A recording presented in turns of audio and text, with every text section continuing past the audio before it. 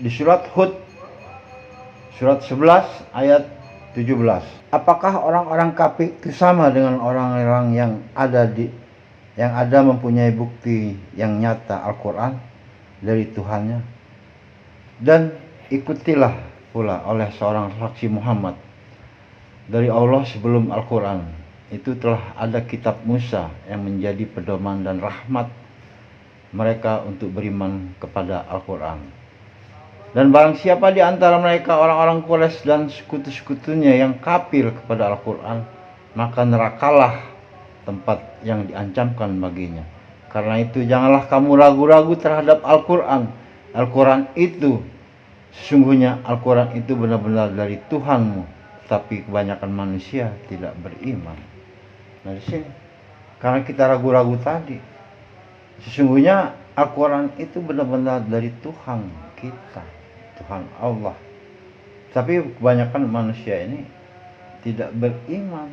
Gimana mau beriman karena Al-Quran pun tidak dipahami. Jadi sangat tidak mungkin sekali kalau kita ragu dengan Al-Quran ini untuk menjadi orang-orang yang bertakwa. Karena Al-Quran itu penyebab manusia menjadi mulia. Jadi sangat wajib sekali kita pahami supaya kita menjadi mulia. Di surat Al-Imran ayat 79.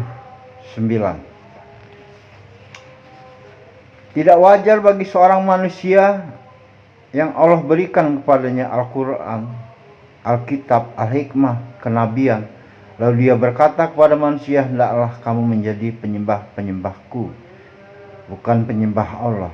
Akan tetapi dia berkata, hendaklah kamu menjadi orang-orang yang Rabbani, karena kamu selalu mengajarkan Alkitab dan disebabkan kamu tetap mempelajarinya.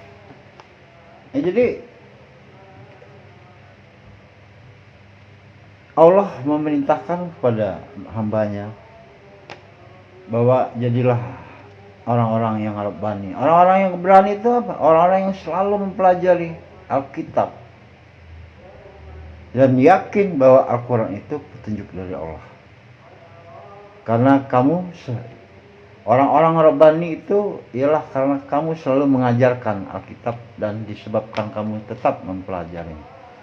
Di samping dia memberikan penjelasan, dia tetap setiap malam untuk mempelajarinya supaya tahu dan jelas makna Al-Quran yang sesungguhnya.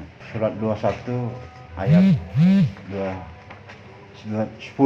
Sesungguhnya telah kami turunkan kepadamu sebuah kitab yang di dalamnya terdapat sebab-sebab kemuliaan bagimu. Maka apakah kamu tidak memahaminya? Nah, Al-Quran ini kata Allah penyebab manusia menjadi mulia. Jadi kalau kita tidak mempelajari Al-Quran, gimana mau jadi mulia? Karena Al-Quran inilah menyebabkan kita menjadi mulia. Maka kata Allah, apakah kamu tidak memahaminya? Karena ini penyebab manusia menjadi mulia, Al-Quran ini. Jadi kalau Al-Quran ini tidak dipahami dengan sesungguhnya, sangat tidak mungkin untuk menjadi mulia. Apalagi tadi kita bahas yang kalau kita ragu, nggak mungkin akan menjadi orang-orang yang bertakwa. Nah, di surat Al-Anbiya, karena Al-Quran itulah penyebab manusia menjadi mulia. Jadi kalau nggak baca Al-Quran, ya nggak mungkin menjadi mulia.